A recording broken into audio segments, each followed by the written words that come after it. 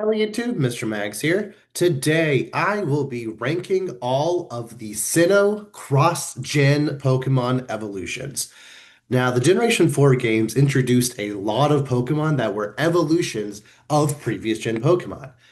I really like a lot of them, but some of them I either don't like as much or are slightly underwhelmed by, or just, overall think the previous form was just a little better.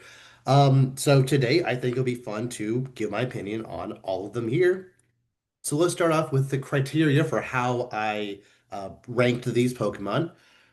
First, only the evolved forms will be ranked, no baby Pokemon. Gen 4 introduced a bunch of evolutions, but also a bunch of baby Pokemon to previous gen Pokemon, and I dislike most of them. Munchlax might be the only exception. I kind of like Munchlax, but the others not so much. So, uh, for example, Roserade will be on here, but not Budew, since Budew and Roserade were both introduced in Gen 4. Um, I won't be talking about Budew, but I will be ranking Roserade. Next, only the ones from Gen 4, not Legends Arceus. Just a little clarification, since the Hisui region is kind of technically Sinnoh, and there were some cross-gen evolutions introduced in Legends Arceus, I'm not going to be talking about any of those. So no Ursaluna, no Basculegion, that kind of thing. However, in the future, I might make a video that's talking about all of the Switch era cross-gen evolutions, or at least some of the ones that came after. I have no like set plans for that, but just I might talk about them in the future. And then the factors for how I actually judged and created this list here. The primary factor is the design. There's a lot of these that when they immediately, the first time I saw them, I just latched on and really liked that design. Some of them kind of grew on me over the years. Others, as soon as I saw it back in 2006, 2007, whenever I first saw all these Pokemon, I did not like them back then, and I still don't like them. There's even a couple that I think I've kind of soured on over the years. And yeah, I'll kind of explain why any given one of those as I go. But on top of just the design itself, I'll also be directly comparing it to the previous Pokemon in the evolutionary line. On every single slide here, I will have the previous gen Pokemon next to the Sinnoh Pokemon, and I will discuss how I think it compares to the previous gen Pokemon, design elements that I like that were carried over, ones that I felt were lost, or just, certain things that I felt this evolution could have done better, or, what I actually liked, how it improved on the previous gen Pokemon. And lastly, just any other X factors about that Pokemon, maybe personal anecdotes or battle prowess, or you know, just some other little thing that even I can't really exactly explain. Just I see this Pokemon and I just have certain feelings that I can't quite explain. It'll definitely be, less significant than the design and design elements that are carried over or lack thereof. But there might be some decisions that are a little more invisible. That's what that is. And lastly, just please understand this is my own personal subjective opinion. There's going to be Pokemon on this list that I know a lot of people really like that are pretty low in my rankings, and I understand that. I have my opinions. I would love to hear your opinions as well. There are two in particular that I know for a fact I'm going to be massively, on the opposite side of a lot of people's opinions. So please, after you see my list, please, post your feelings about any of these Pokemon down below. Put a whole ranking if you want, or a top five at least. I would love to hear, all of that. So, without further ado, let's get started. Now, there are 22 Pokemon that I've decided to rank today. And since the beginning of formulating this list, there have been two that were constantly fighting for the bottom. I have been openly critical of both of these Pokemon since my channel's inception, or at least since I started making these kinds of videos. I have, I just really, really do not like these two Pokemon specifically. And the reason is I feel like the only thing worse than a badly designed Pokemon is an ugly Pokemon. There are some badly designed Pokemon that I think are just kind of boring or underwhelming, but these two, number 22 and 21 here, they're both, I genuinely believe, some of the ugliest designs ever created. And again, if you like these Pokemon, more power to you. I would love to hear, why you like them down below. Maybe you can turn my opinion around on them. But as of right now, my number 22 and my absolute least favorite cross-gen evolution introduced in Sinnoh is Ambipom. I just have never understood what they were going for here. Almost every single design element of this thing, I think, looks bad. I like the two tails. That's a very logical escalation from Apom. But then everything else either seems like it doesn't really change much or changes stuff in a way that just makes it look ugly, quite frankly. I liked Apom's little fingers on his tail, but then Ambipom, he keeps three fingers, but now they have like nail polish on them. It looks like they would function worse as a hands. I don't really get what they were going for with that. I don't like the little tufts around the hands. It just kind of looks like, and this will be a common thing for a lot of the ones I kind of don't love as much. It just, the little tufts just kind of look like extra design elements they threw on just to say they changed something. Um, I like Apom's little hair tuft in the middle way more than Ambipom's two little, like strands of hair.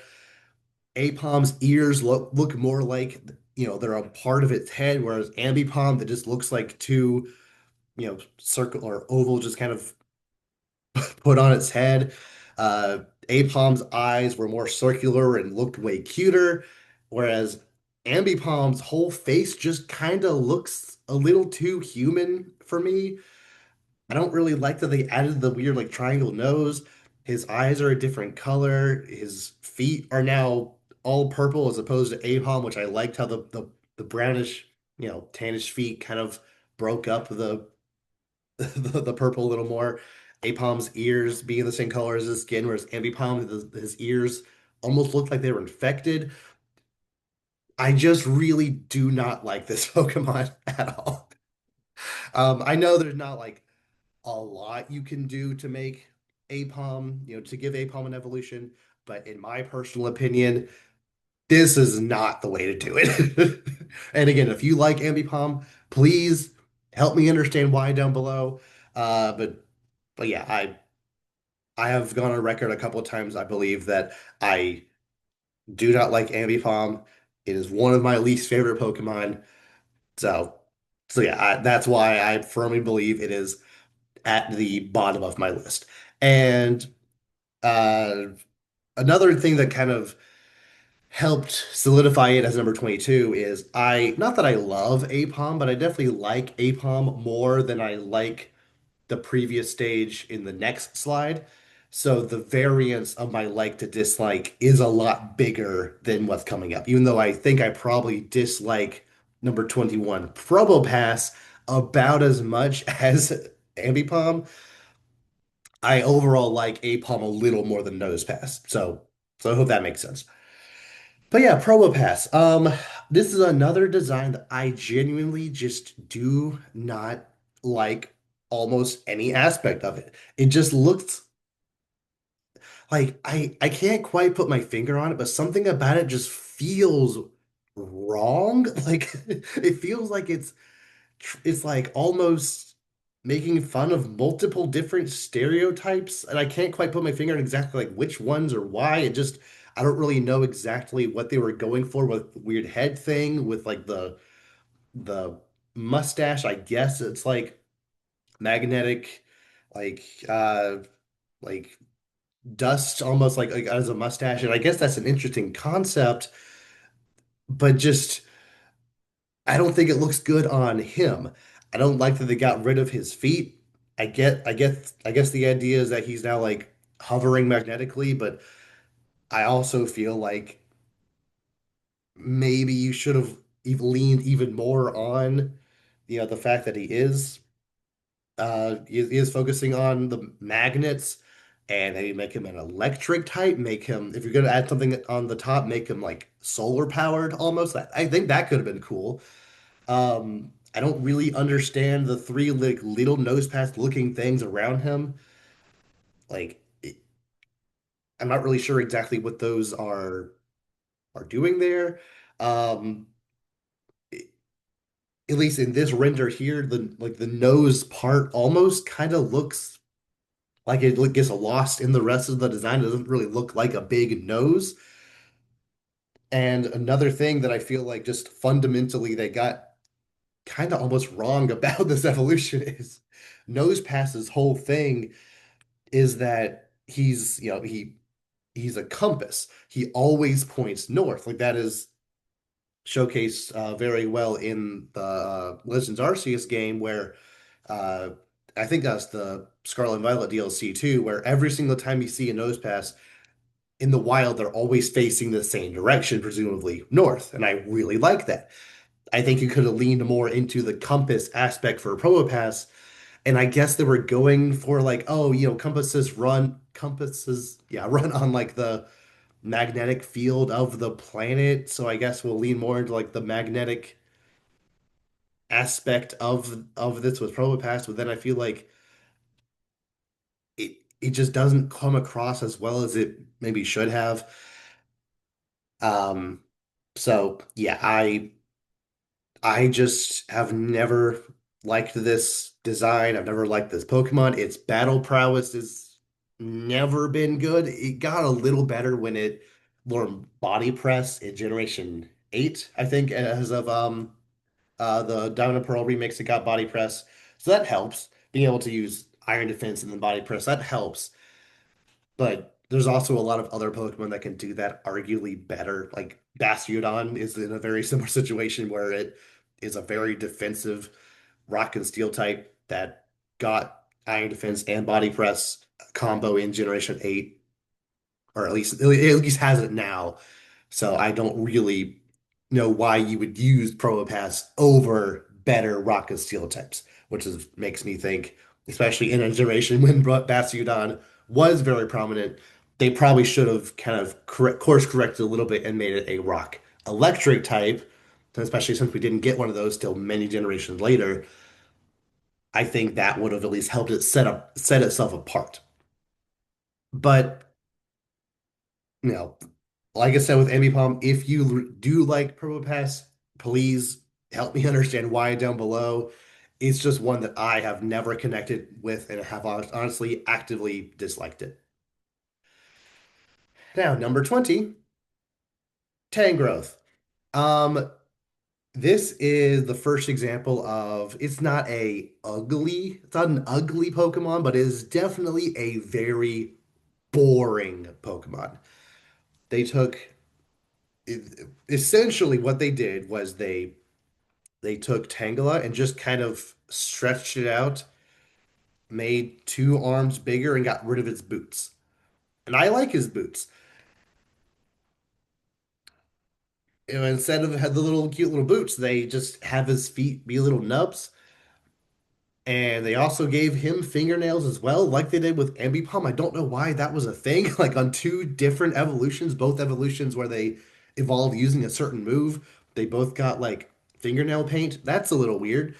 Um, on top of just the fact that Tangela is I think, a very interesting Pokemon. It has a lot of Pokedex entries that say like, oh, people don't know what's inside of it. They're not sure if the vines are the Pokemon or if there is something inside that are controlling the vines. No one's ever actually seen what it is,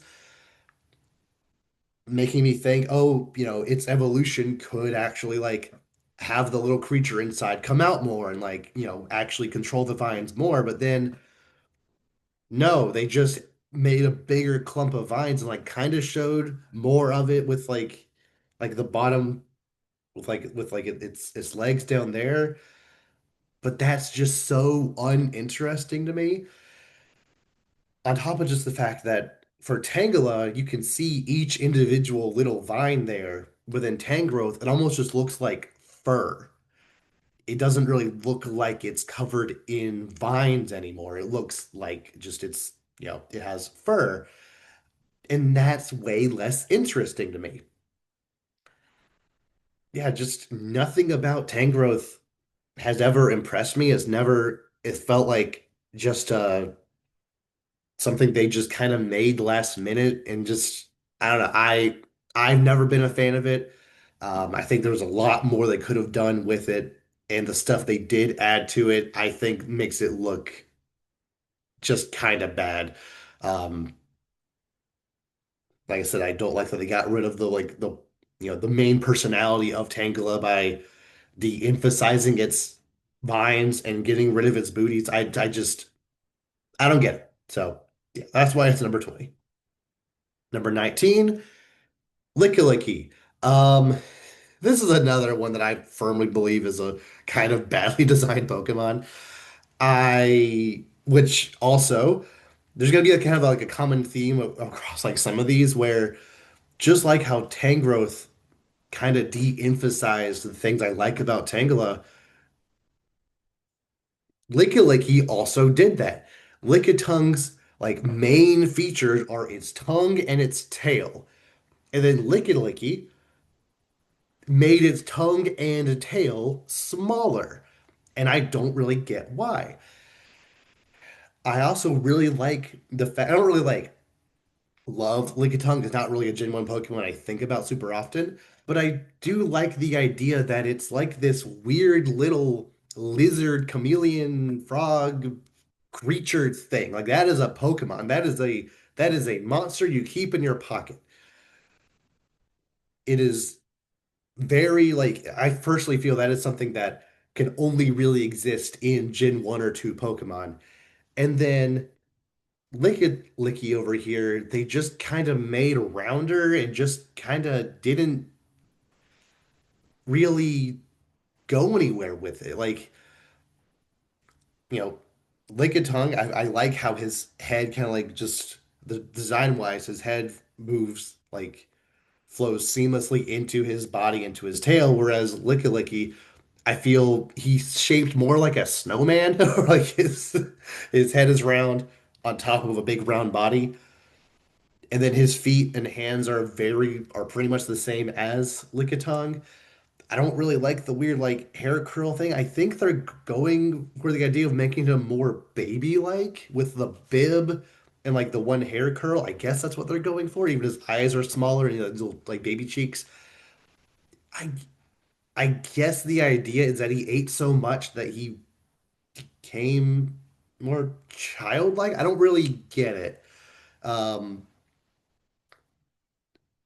yeah, I don't really understand like the Wi-Fi symbol going down his belly. I like the design elements of Lickitung more. I do like the idea of the bib if you are, trying to emphasize his eating, his overeating habits. Um, like the bib is fine, but then the Wi-Fi signal I don't really get. Uh, and yeah, I wish they had kept his tongue being super long or emphasized that more somehow.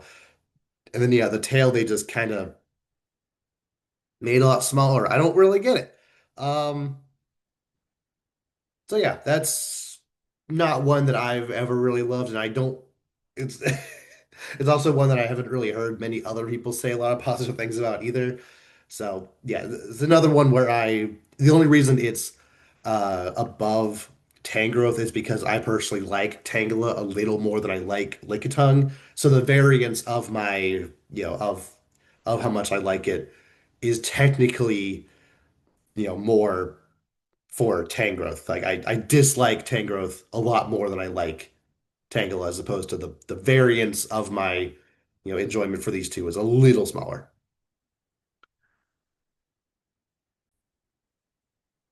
All right, moving on to number 18, we have Magmortar.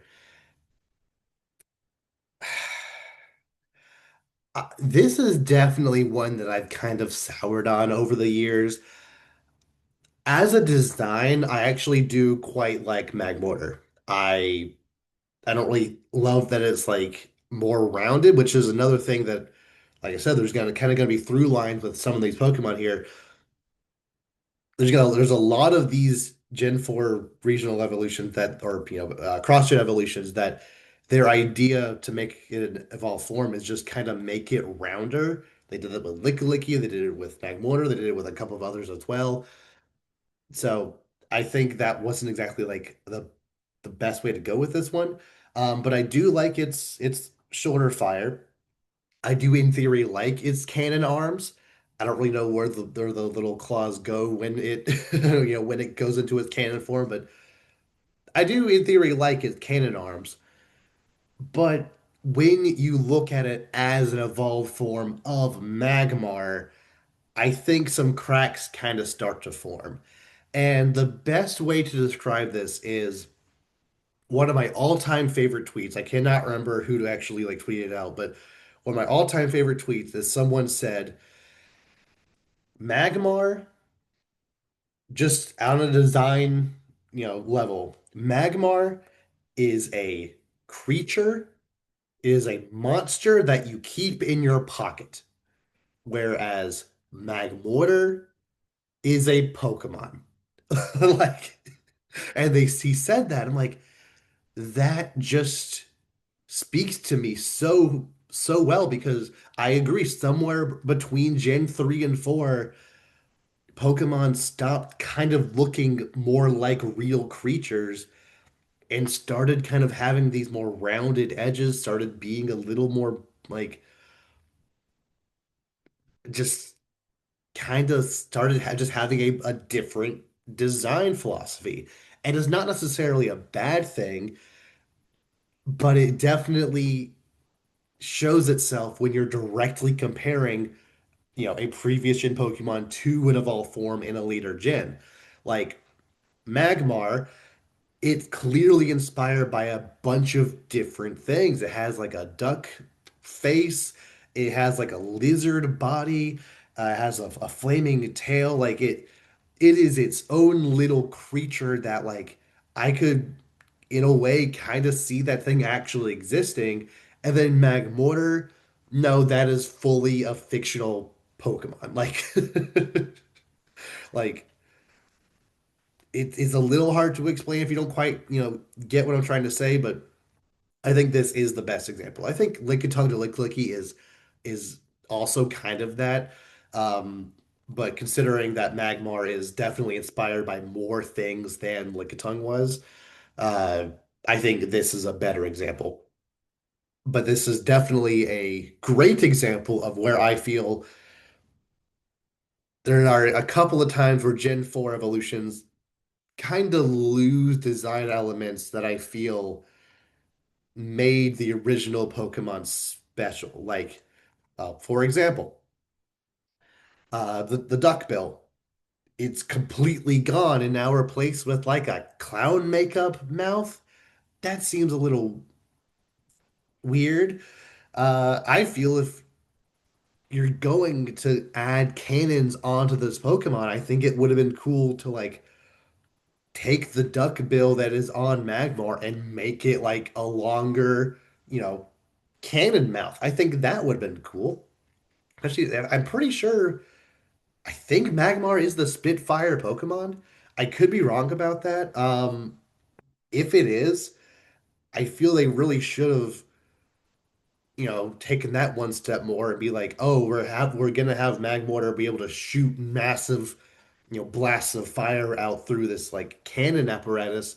Just make that also its mouth. I think that would have been cool. Um, it's, flaming tail, which there are a couple of Gen 1 Pokemon that have a flaming tail, but it still looks cool on him. It's just completely gone on Magmortar.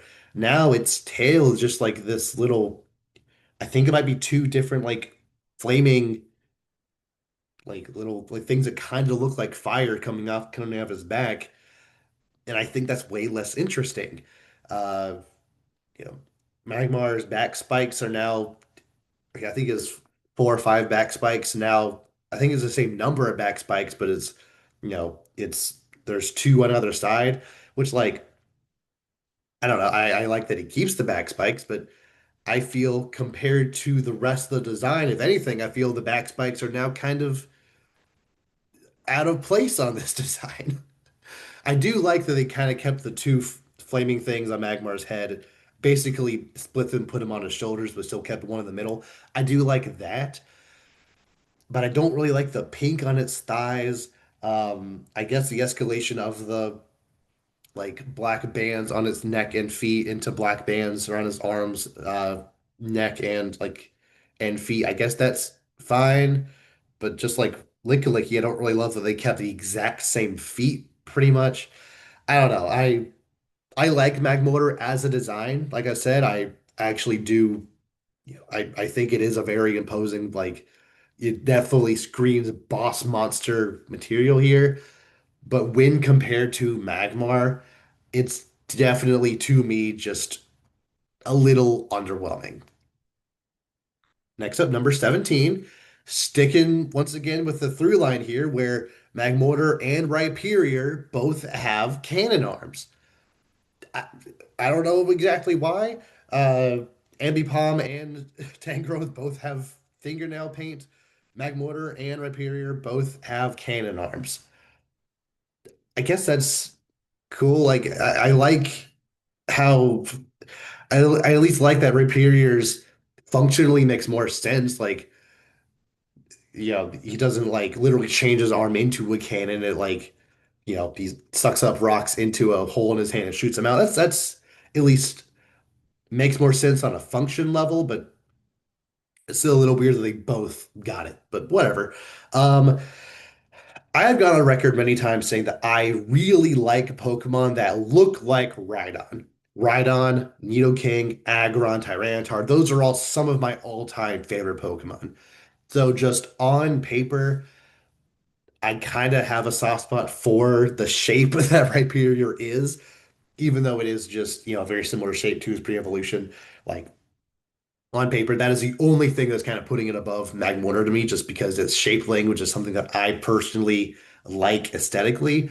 However, I do think it is kind of the epitome of the main issues I have with the Gen 4 evolutions because it is egregiously over-designed. It has just a lot going on. Like it has these weird like arm spikes, which again, there's another Pokemon, Galley, which also has arm spikes. It has a wrecking ball tail, which I guess is fine. It has those. It has the cannon arms. It has like these weird, what looks like a protective jacket on with like earmuffs. It looks like it has like, like it looks like it works in a construction site. Um, I don't really think that was where I would have gone with evolving Rhydon, and I understand that the idea is, oh, it's essentially just a Rhydon wearing the protector, and that kind of mutated the rest of his body. I get that, but also you could have just had it evolve with a different item or a different way, and then you know you you could have it look like look better, I think. Also, I just feel like the orange to me doesn't really. I just don't really like that orange and that brown together. Um, yeah, it's not my favorite Pokemon. It definitely fits a similar niche that Magmortar does, where it definitely screams boss monster, especially it definitely enhances the Platinum Pokemon or Platinum Elite Four to have Magmortar and Rhyperior both there. But as far as an evolution from a Rhydon, I think I'm always gonna like Rhydon a little more. Although I think I do overall like the design of Rhyperior a little more than Magmortar, although they both, like I said, have similar issues of being just a little over designed. And I think Rhyperior just, if one of those things was removed, I think I could have liked it a little more. If it didn't have the arm spike, if it didn't have the arm cannon, if it didn't have the wrecking ball, just one of those things I think could have been removed. It is also another one of those Pokemon that in certain renders and certain sprites, it looked better than other times. There's certain renders of it that make it look less round, like Magmortar, once again. There's ones that make the spikes look a little better, but at least in this, this Sugimori art here, I think it's it's just not my favorite. Okay, these next two. I need you all to understand that there is an absolutely massive gap between Rhyperior and the next two. I like Rhyperior fine enough, but I definitely like the rest of the ones going forward a lot more. Um, there's actually a pretty decent gap between 16 and 7 between 16 and 15. But then the rest after that were really hard to like put in place. But just know that the one coming up is probably going to be some of your favorites out there. I understand that. It's just a Pokemon that I personally have never really connected with, and that being Glaceon. I like, all the evolutions fine enough. I know a lot of people absolutely adore the evolutions just as a concept. I've even seen some people like be upset that Penny, even though she only has 6 spots, wasn't able to use their one specific favorite evolution. Like she only had 6 spots, like she couldn't use all of them. Um, so I understand completely if you're streaming on your screen right now, that like, how dare I put Clacy on this low? I understand that, but I'm looking at it as it's not only evolution from Eevee, but also compared to the other evolutions. I think personally, Glaceon didn't really capture the essence of the type that it is quite as well as the other evolutions. Even Leafeon, who we'll get to in just a little bit, I think even Leafeon was able to capture the grass element a little better. Not exactly like fully to how much I feel it should have, but definitely a lot more than Glaceon. Now, there is an argument to be made like, oh, it looks very similar to something like Espeon and Umbreon, who, their silhouettes don't really scream their type either. But I feel like maybe this is just nostalgia speaking here, but I feel like in a way, them being a little more simple almost kind of works for their designs. And then Glaceon, if it were a different color, it is very similar to Espeon, but where if it were a different color, if it weren't pink or purple, depending on how you're looking at it, uh, it'd be kind of hard to say that, oh, that is the psychic evolution. But Glaceon especially, I think it could have leaned more into like a more icicle or snowflake aesthetic a little more. Instead, it kind of maybe looks like it has ice crystals on it, but if they were a different color, you wouldn't necessarily think ice crystal. Um, yeah, I think in some ways it's a little too simple, but also the design elements that are there, maybe you know, could have could have done a little more with it. I'll leave it at that. Like, it's definitely one of those where I can't quite articulate why I'm fully underwhelmed by it, but I know that especially compared to the other evolutions, it is probably my least favorite. Um, but it is still, it still does keep a lot of the same design elements. Like, I do like the ear and like just the overall shape of it. I inherently do kind of like that design language since it is similar to the other evolutions who again, don't absolutely love, but still like them fine enough as Pokemon. So I can't put it any lower than this, but I also felt that I personally couldn't put it much higher. But once again, I think it is a there is a massive gap between Rhyperior and Glaceon. And then even like another pretty sizable gap between Glaceon and number 15, Leafeon.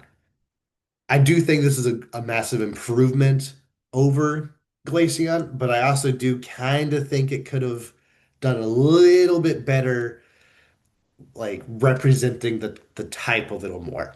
Um, I think if it's coloring were a little like if it's instead of being like tan or yellow, whatever that is, if it were more brown, like bark or like fall leaves, that kind of thing, I think that would have helped. Um, it either needs more of these little tufts on its feet or a couple fewer. I like the ones around its neck and coming out of its the back of the neck there because I like it when the evolutions have some kind of neck element like Eevee does. I like that its ears and tail are look like leaves, but this middle leaf on its head, I don't really understand what that's doing there. Um, I don't know. I like Leafeon fine enough. I definitely like it more than Glaceon, but it doesn't it doesn't just blow me away. Yeah, well, it doesn't it never really grabbed me like the original three or even Sylveon. I think that's just a oh, personally, I think that's just a better design Pokemon. But if you like Leafeon, more power to you. I agree. I think Leafeon is a well-designed Pokemon in a vacuum, but there's just something about it that I think they could have done just a little more to it to to really represent the type just a little bit more. Um, yeah, I don't know exactly what that would be. Again, if you have suggestions or opinions about it down below, please let me know. Um, but yeah, like it was definitely in the running for being a little higher up, but I think I do like most of I guess I do like all of the ones going forward just a little more than Leafeon, but I definitely like Leafeon more than Glaceon. All right, number 14, we have Dusknoir. Now, Dusknoir, just like with Magmortar, is another one of those Pokemon where in a vacuum, I actually quite like its design. I like its face mouth on its belly that really can suck people's souls in and bring them to the afterlife. That's cool. Um, maybe like the things around its neck are supposed to look like a mummy unwrapping. That's cool. Um, yeah, I like his design. It's another one that's just kind of round, like with Licklicky and Magmortar, but it's that's just the design language of the Gen 4 evolution. So that's whatever. But when compared directly to Duskull and Dusclops, I feel like there's some kind of disconnect between there because Duskull and Dusclops both, you know, and Duskull even more, but like they both have this a skull aesthetic that is completely gone with Dusknoir. It does have a mouth on his belly, but that's not skull. That's not like a skeletal teeth. Um, I wish there was some element of that still there on Dusknoir. Uh, I guess it's like I don't love that Dusknoir loses Dusclops' legs because he went from Duskull literally having levitate into Dusclops, who gained feet and now has a pressure ability, into Dusknoir losing the feet. I think it still hovers around and might bounce on that little like tail bit. And Duskull does have something similar, coming out of his body, but I personally think it should have kept the legs. Um, I kind of like Dusclops, his hands being not attached to his body, but then Dusknoir, he has full-on arms coming out that are attached to his hands. I think maybe he can have some element of arms, but still his hands should be separate. Um, I don't love the fact that the little wispy headpiece that Dusclops has, it's replaced with a little antenna, which there's another Pokemon I like a lot more that also has an antenna. So it's so weird how there's just a couple there's several different Pokemon in this group here that share design elements. I find that very interesting. Um, yeah, I don't really love that it adds this new like yellow and like even that like kind of darker grayish brown. That color isn't present on the either of the ones either. I don't know. I like Dust Noir in a vacuum. I think if you went from, you could easily see an argument for Duskull evolving into Dust Noir, probably, but I think as an evolution of Dusclops, just I personally feel like there's just something missing that could have made the transition a little stronger. Number 13, Electivire. I have always liked Electivire a lot more than Magmortar. Like I said, I definitely soured on Magmortar quite a bit over the years, and even Electivire to an extent I don't like as much now as I did in the past. But I still do actually quite like Magmortar, or quite like Electivire. However, um, I take a bit of an issue with the fact that Electabuzz is like a orangutan cat creature thing, very much like how Magmar is like a duck lizard thing. It's clearly inspired by a bunch of different creatures. And then when it evolved, it basically takes, throws all of that away and now is like a big Yeti monster. That's interesting, I guess, but I feel he probably should have made him look more like a gorilla or like a lead more into the cat aspect and made him more like panther-like maybe. Not exactly sure. I do like how for all of these evolutions, at least most of them, they they basically made them look like big boss monsters, which makes you question why they didn't have them as boss monsters in the original Diamond and Pearl. They fixed that with Platinum. Um, so I guess making him a big Yeti does do that. Um, but yeah, I've just never really understood exactly how that how that conversation went to turn Electabuzz into a big Yeti monster. I kind of like the big Yeti monster. Um, I think this is even bigger, even better example of where you can easily see how Elekid could become Electivire, but Electabuzz almost kind of feels like a weird middle child in that evolution in a similar way that War Turtle does between Squirtle and Blastoise. Like Squirtle into War Turtle, that makes enough sense. Squirtle into Blastoise, that makes sense, but War Turtle into Blastoise, and that's literally intentional because Blastoise wasn't originally a part of that evolutionary line. And I kind of wouldn't be surprised if this is similar, where they were making this electric Yeti Pokemon and kind of last minute, attached it to Electabuzz. Maybe that didn't happen, but that's just kind of what I'm feeling right now. I do think that compared to Magmar into Magmortar, there are more design elements that are carried over that I do like. Um, its little like tiger tail thing that Electabuzz has, uh, that becoming these two like almost like jumper cable power line things on his back. That's interesting.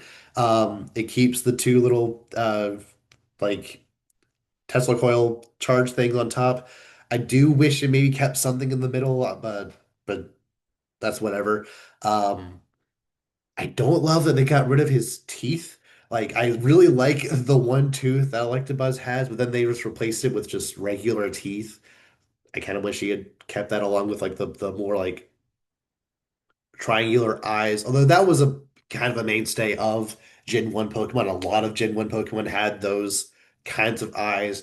And then as of Gen 4, they definitely reverted to that more circular eye structure. And I get that. Like I said, design elements do change over the generations, but when you're going from, directly from a previous gen Pokemon evolving into a current gen Pokemon, I think it makes sense to carry over. more of the design elements of the previous one. Um, but a lot of the stripings is at least similar. I don't really love the one like dot on its head. I don't really understand that. I kind of wish they had just kept the V shape or something similar, like a lightning bolt or something. But it's not egregious. There's one coming up in just a bit. I had a little, forehead piece I like even less, but I like the overall Pokemon a little more. But overall, I like Electivire in a vacuum a lot more than the previous ones here. But the only reason it's not a little higher is I do feel like even more so, uh, maybe about as much as Dusclops and Dusknoir. I think there's just something about Electabuzz that's kind of fundamentally missing in this evolution. Next up, Weavile. I like Weavile quite a bit. I've always really liked Sneasel, and I think Weavile is a good evolution on paper. I think, you know, they did a really good job of just escalating a lot of stuff that Sneasel has. Like, you know, Sneasel has two toes and two claws on each hand, hands and feet. Weavile has three on each. They took the one little like feather thing and made a whole like headdress. I kind of like that. I don't love how like Sneasel's little like head this head orb thing or oval thing is basically the same. It just now has three little lines. I don't really get those lines. Uh, I think you could have enhanced that a little more than you did. I like the little neck thing. However, going off the neck thing, I really wish they had emphasized the fact that Weavile is an ice type in some capacity. Either make his neck thing a full-on scarf, have its claws be like coated in icicles or something. Uh, I just like Sneasel kind of gets a pass because I genuinely think Sneasel wasn't originally supposed to be an ice type, but then they kind of tacked that on last minute. But Weavile, they've had this whole time to actually kind of fix that. And then Weavile is just, I mean, looking at it, you would have no way of knowing that Weavile were an ice type. I don't really know exactly. Like, I guess you would assume it's just pure dark or maybe fighting or something, but definitely not ice. And I really wish they had taken this opportunity to do something to his design to help showcase the ice typing a little more. Yeah, that's the main thing to me holding him back. Otherwise, I do really like the design. There's a few little things here and there that I think are just a little weird. I've never really liked Weavile's ears. I like the headdress fine enough, but the ears always looked a little awkward to me. And yeah, like I said, the little like line coming off of its if it's of its forehead gem spot thing. Uh, Other than that, I do really like the design. All right, moving on to number 11, we have Togekiss. This is a very interesting one. This is probably the second hardest one to actually place on this list because I've always liked the design of Togekiss in a vacuum quite a bit. However, it is definitely one of those that I think might have at least personally, might have the biggest missed opportunity when it comes to an evolution of a previous gen Pokemon. Because I didn't even like really notice this until putting them side by side like this. But Togekiss really is just a bigger, fatter version of Togetic. Like if you just look at them side by side, they have the exact same feet. The wings on Togetic like get bigger and become, it basically fuse with its arms and become Togekiss's wings. Its head is exactly the same shape. The only difference is those little head spikes that get a little bigger and get those extra colors. Um, Little designs on his belly are like pretty much in the same spots. They're just filled in now, which I kind of wish they weren't filled in. But regardless, and I kind of dig that. There's a bunch of different examples of Pokemon that evolved by stone. not really like drastically changing upon evolution. Electric into Electros, even like Nidorino into Nidoking, it just kind of stands up and gets a little bigger. There's those other examples that I can't quite like think of them at this moment, but like, I know there are other examples of that. So in a way, I kind of like that, but also I really do think Togekiss should have leaned more into the like bird thing that they were clearly going for with Togetic, because Togepi hatches from an egg, and then you know Togetic is like a weird, even at the time, kind of looked like a weird like you know middle stage. Is like still like part egg, but it's still like gaining some features. I think you should have, because I think they were clearly leaning, going for it eventually becoming some kind of bird creature. And then Togekiss just kind of drops that ball a little. I like his design. I like his battle prowess a lot. And I kind of like that it's just a kind of fatter version of Togetic. But I wish it didn't lose its neck. I think it should have, you know, it didn't have to get like a full on like beak and talons and stuff, but look more like a bird or even like a kind of like fairy dragon looking thing. I think could have also worked well with what they were going for. Um, but as it is, I think even though it is a good Pokemon, I think it actually does have a good design. I think there are a lot of ways you could have taken Togetic that it just kind of took a more boring direction. Unlike with Apom, where I'm not exactly sure where they could have gone, and then the way they went was terrible. Togetic had a lot of ways they could have gone, and I think what they picked just is a little underwhelming. Number 10, we go for the top 10, and from I would say from Togekiss onwards, or at least from Togekiss into the top five, those were all like switching around until the very last minute. But Togekiss and Miss Maggie, it's were definitely the two hardest to like fully place because I really like Miss Maggie's design. I think it it like is one of those Pokemon that, you know, uh fully like fully utilizes its theme, its typing very well. I think there's a lot of design elements that it takes from the previous form. It uses very well. The like pearl necklace turning into little, three little like brooch things. Um, I do kind of wish it had kept some kind of the hair element a little bit. It's not a big deal. Like I like the witch's hat, but I kind of wish that you had kept like some kind of like hair going from Misdreavus, but it's not a huge deal.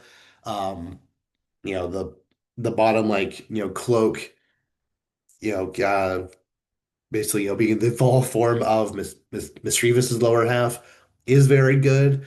Um, so yeah, I like his design quite a bit. I don't think I like it quite as much as the ones coming up, and I do think the ones coming up are definitely, in my opinion, just better at being evolutions of previous gen Pokemon. I think you can clearly see that Miss Magius is an evolution of Misdreavus, but I think the ones coming up are even better at being that, if that makes sense. Number nine, speaking of ones that I think are absolutely amazing at being evolutions of previous gen Pokemon, Yanmega.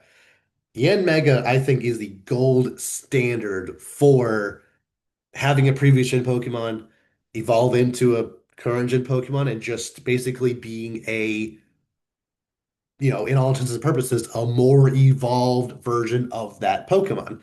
Almost every single design element of Yanma is just cranked up a little bit, if not a lot of it, into Yanmega. It's, its face turns into like a full-on like visor, almost looked like a like like the window of like a some kind of jet or like a some kind of blimp or something. Its little mouth becoming more like talons. Its legs are now more aggressive. Its wings have uh, gotten a little bigger and a little like orange, become like the full on like red bits on the end there. I do kind of wish its wings were even a little bigger, but it's not a huge deal. But I think that's one thing I would have fixed. Have his wings just be a little bigger. Um, the two little spikes on Yama's head are now spikes going, most of the way down his body, uh, all the way up to at least, having one on his tail, which leads more into its like possible helicopter inspiration. Um, yeah, I I really like this as an evolution. However, I personally have just have never quite like really latched onto Yanmega as a Pokemon, at least not in the same way as the ones coming up in front of it here. So even though I really like this as an evolution of a previous gen Pokemon, it takes one that was absolutely terrible and actually makes it usable and actually gives it a design that I think personally, and this opinion could easily change tomorrow, but like I think personally, the mark of a great evolution is something uh that especially ones that like an evolution of a previous gen Pokemon is one that amplifies the design elements of the previous gen Pokemon, but doesn't necessarily like overshadow it. It doesn't. I think both Yanma and Yanmega are both very good in their own right. Yanmega now existing like doesn't make Yanma irrelevant. Um, but I think it does escalate and improve on most of the design elements of Yanma to the point where, I think if you really liked Yanma, you're gonna love Yanmega. But also, I think Yanmega isn't gonna be like, oh, now I don't like Yanma anymore. Whereas something like I feel Rhyperior, even though, it does take some design elements of Rhydon, I don't think it's a better design than Rhydon. But there are a couple of other ones that I think, you know, I don't know if I mentioned them yet, but like there are some other ones that I think, especially later generations, where the evolved form is now like, oh, why even use the first or middle stage when this other one, when this, fully evolved form exists? Like it completely supplants the previous gen Pokemon just completely. Hope that made sense.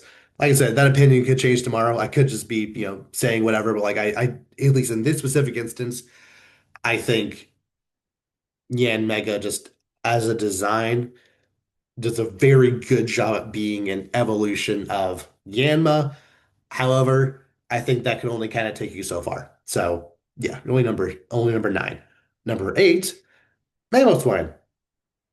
Um, I quite like Mamoswine. This is definitely one that I've definitely grown more fond of over the years. When it first came out, I kind of didn't really understand it. I thought it was just um I don't know. I wasn't really sure what they were going for with it, but then over the years I've grown, more fond of it. Uh because they already from Swinub into Piloswine, they already added the tusks, which, boars and and stuff like that, they do have tusks, but you know, clearly the rest of this design is starting to be a little more mammoth inspired. So lean all into that. And the fact that its eyes are covered means that you can pretty much do anything with its eyes. So I think giving it the full on, like I think giving it, that like face, almost like face paint looking thing, I think works very well. Yeah, it just looks like a really big, imposing boss monster, and it's funny that it wasn't actually a boss monster as far as I know, on any teams in Generation 4, outside of Price's rematch team in Hard Gold, Soul Silver. But yeah, as far as Diamond, Pearl, Platinum, it wasn't a boss monster, but it very easily could, maybe even should have been. Um, but yeah, I I dig it. Number seven, Frostlass.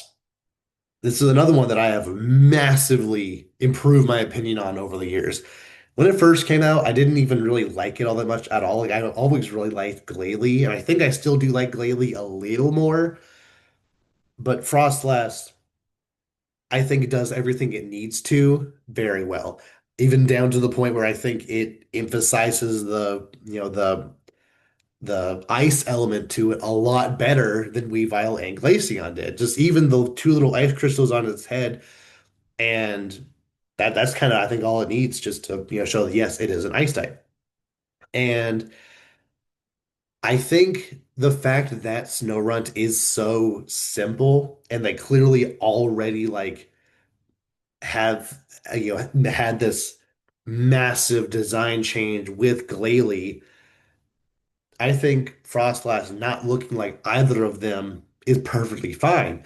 Um, to the point where I actually kind of like how Glalie is it's kind of like a Huntail and Gorbis situation where the parts of Clamperl where you have the the pearl in the middle, since it's pink, it could be argued that literally becomes Gorbis, and then the rest of the blue part of the inside, maybe the shell itself, would become Huntail. Very similar here, where the little like black void inside of Snorunt with like the teeth and the eyes, clearly that is the part that becomes Glalie. It still has the same teeth, still has the same blue eyes. It's just, you know, a completely like surrounded ice body version of that. Whereas it's the cloak of Snorunt that becomes Frostlass. You can tell the little like lines at the bottom of Snorunt's cloak are also there on Frostlass. Uh, I quite dig that. It keeps the same blue eyes. Um, I guess they were maybe trying to avoid another Jinx situation by having its face be more purpley. I understand that. I think you probably could have gotten away with keeping it with the same black and that one. I don't think anyone would really like cry foul there, but yeah, they clearly has a similar design inspiration as Jinx, so they clearly wanted to kind of uh, you know err on the side of caution. I understand that. Um, yeah, like especially after me using one in Legends ZA and really liking the Frostlass I used in that, it shot up the ranks quite a bit. And its Mega is one of my all-time favorite Mega evolutions. So base form, I think I do still like Glalie a little more, but Frostlass is one that over time I've come around to quite a bit, and it I think it deserves being as high as it is. Number six, just barely out of the top five, we have Magnezone. Um, I think this is a very creative evolution. It's another one that I've grown on quite a bit over the years because it would be pretty simple and, you know, a little uncreative, but still very, a natural escalation to have an evolution of Magneton just to be, oh, add some more Magnemite to it, or have it be three Magnetons stuck together, or some big, sphere of a bunch of different Magneton or Magnemite. Like that could be something that could have gone with, but instead, I guess the magnetic energy of Mount Cornet literally like fused them together. Like one literally like took over and kind of fused the other into it, and you still keep most of the design elements the same. Like you still have the three eyes, you still have the three magnets, you still have two of the screws, but it almost looks like the last screw, it almost kind of looks like the last screw is like literally screwed in and kind of like become the rest of the top of the body here, revealing an antenna. Now on paper, that probably should just be a third screw in the middle, but I think the like UFO antenna is a much more interesting design element. And I think there's Pokedex entries, but I know in the anime it said that it like, controls other Magnemite and Magneton with that antenna. So I think even though it technically loses a little bit of the design language to take one of the screws away to put that there, I think this is a much more interesting design. So yeah, I quite like Magnezone quite a bit. top five. And just know that going forward, I'm definitely going to have a less to say about each individual entry just because, I think personally the next, at least the top four, but I think all five of these are just evidently really cool and do just almost everything right. So my explanations might be a little shorter. If you want any like, you know, further elaborations, please let me know. Um, but yeah, starting off here, we have Murkrow into Honchkrow. I think this is just a really good escalation, from Murkrow into Honchkrow.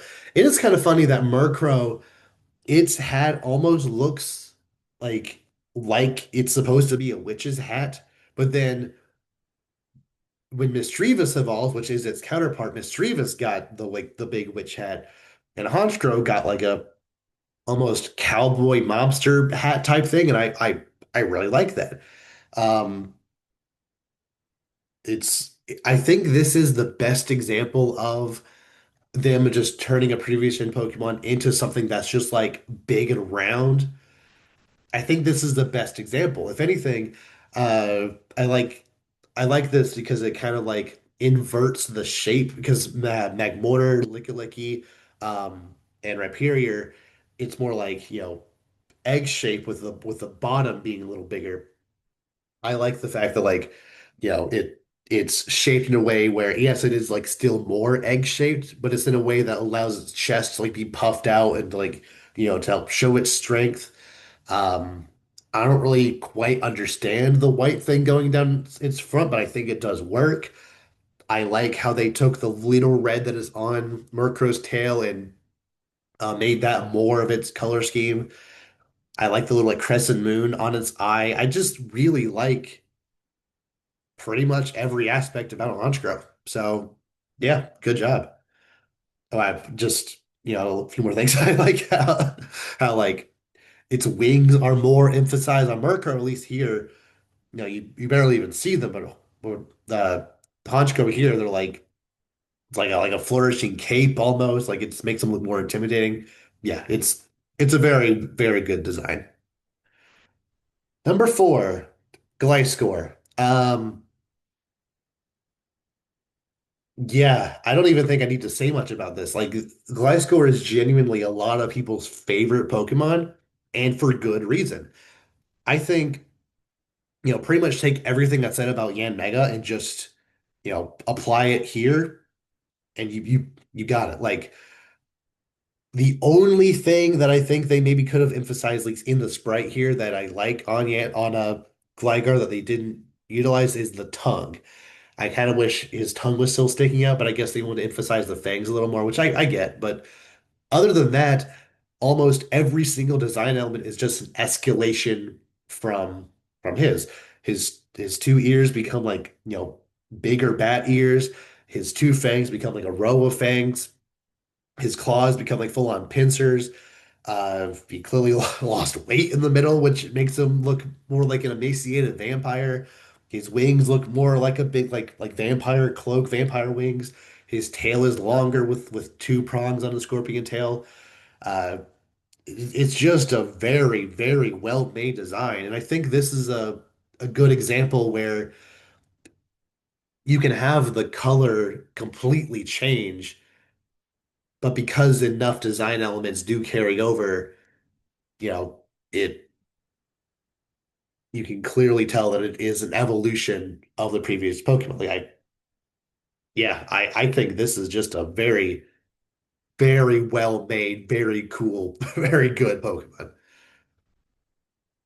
And yeah, if this is your favorite, I think you made the right choice, honestly. Like, there's a couple that I personally like a little more, but this is a very good choice.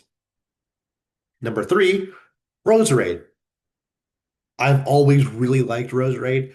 Roselia is one of the Gen 3 Pokemon that I like, but it's not like, the top 20 even Gen 3 Pokemon. Um, but Roserade, I think, is one of those where its evolution is pretty simple but very effective.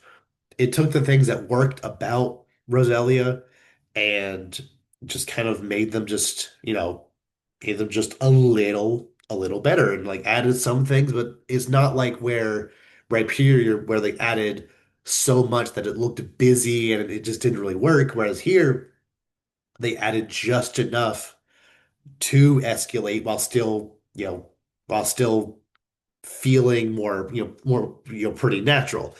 I really like the fact that um for Roselia, its eyes are closed in its sprite work, in its model here.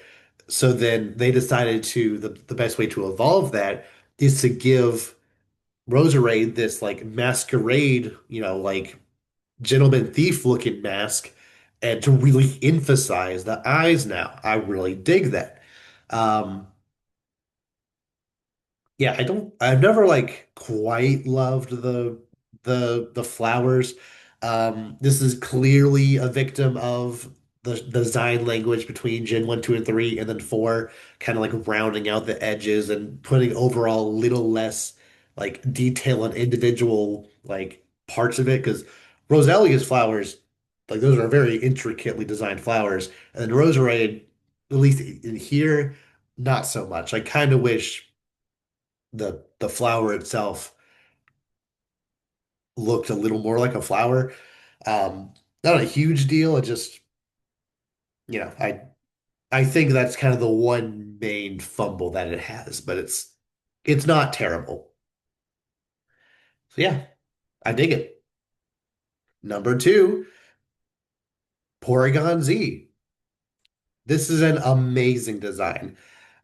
I just really, really like every decision they made going from Porygon all the way up to Porygon Z because Porygon, uh, it's supposed to, showcase the fact that like, in very early, it was, very early video games at that point, like stuff was very angular and like, we hadn't like quite figured out exactly, how we were doing things at that point yet. To then even by Johto, a lot of games, a lot of tech has started getting a little more, the edges were starting to get smoothed out literally, and like, polygons were starting to get more, to have more defined shapes and that kind of thing. So going from Porygon literally upgrading into Porygon 2 works extremely well. It's the same Pokemon pretty much, just, you know, shaped in a way that is smoother. So when you get to Porygon Z, 10-ish years later, or yeah, thereabout, you might be wondering like what exactly are they going to do to showcase, the fact that, over that time gaming has, or and technology as a whole has progressed quite a bit. How are they going to show that? Well, with the abundance of personal computers and just with the abundance of how, technology has advanced, along with that also came a lot of viruses. So when you give Porygon 2 a dubious disc, it doesn't really get upgraded. It just gets this virus that kind of like changes it into this kind of inverted, crazed version of itself. And I really dig that. I like that his eye looks like more confused. Its head is now upside down. It's the same head, just detached upside down. His body is the same outside of the blue in his body, like bottom, like kind of becoming a slightly different shape. I almost kind of wish they had like made that like more of a swirl shape on his belly, maybe. I'm not exactly sure, but regardless, I still really like it. Um, yeah, it is clearly one of those Pokemon where they had a very simple design concept, and I think they executed it absolutely flawlessly. Like I genuinely can't think of a better way to evolve Porygon because it would have been easy to say, oh yeah, Porygon 3 is just like a bigger, better version of Porygon, even like, you know, doing it like they had with other Gen 4 evolutions like Rhyperior and Magmortar, where they just make it, when they literally make it bigger, rounder, more imposing, just, over design and give it more features, with with considering even just in that short amount of time technology had progressed a lot,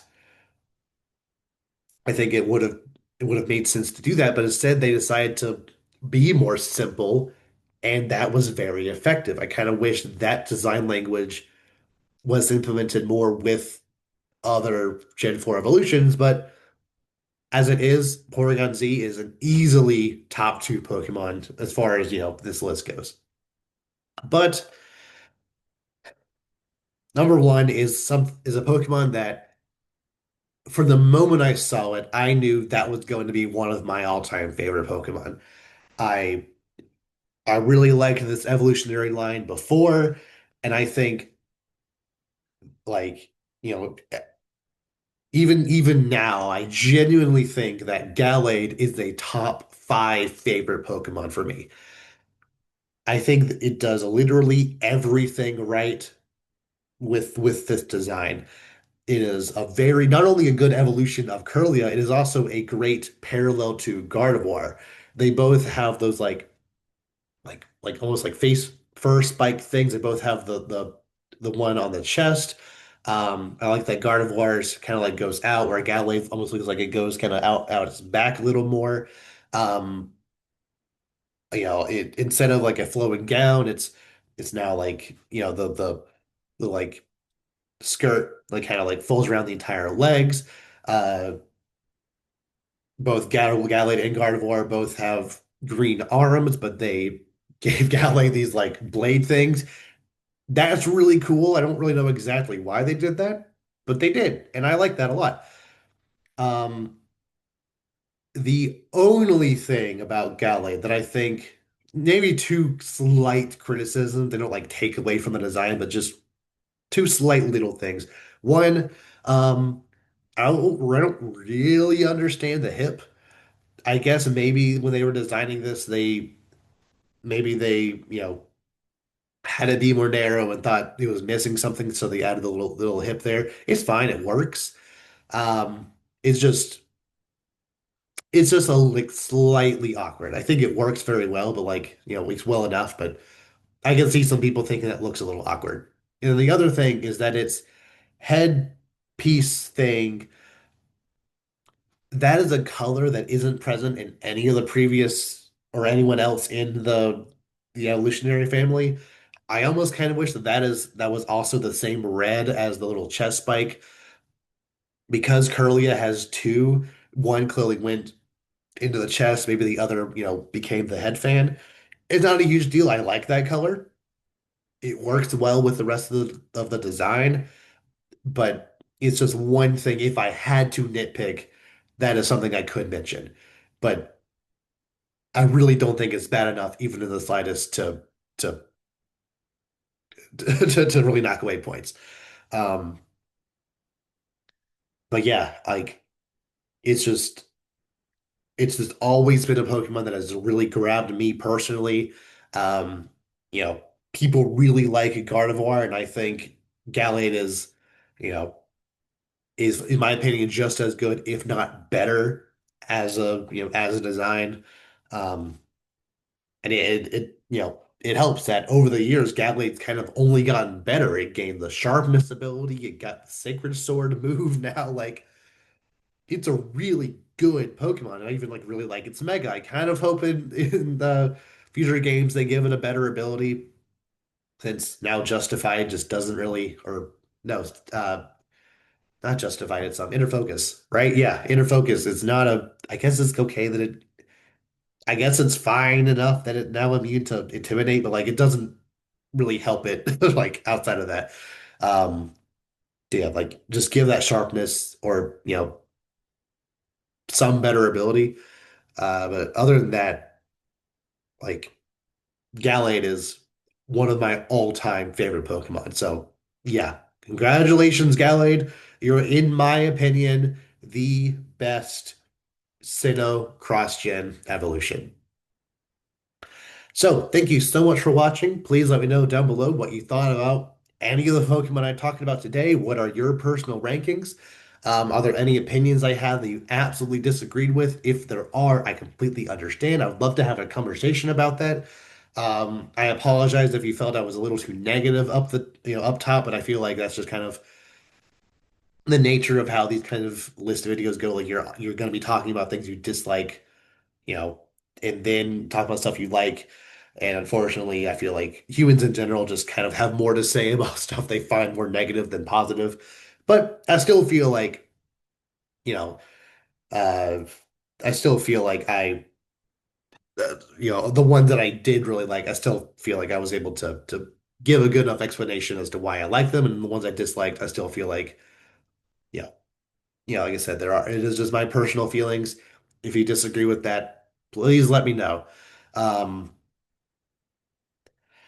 so yeah, I'm very interested to see what all of you think down below. And with that, I will see you all next time.